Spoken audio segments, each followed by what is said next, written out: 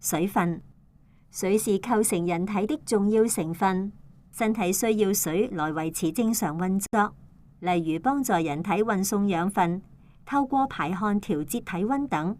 排汗、排尿和呼氣時，身體會流失水分，因此我們每天應該喝適量的開水和吃含豐富水分的食物，例如水果和蔬菜，以補充水分。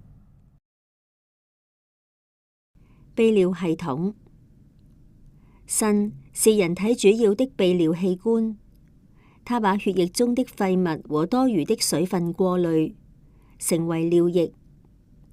尿液經過輸尿管進入膀胱，暫時儲存。當膀胱儲存了相當分量的尿液時，我們便要去廁所。尿液通過尿道排出體外。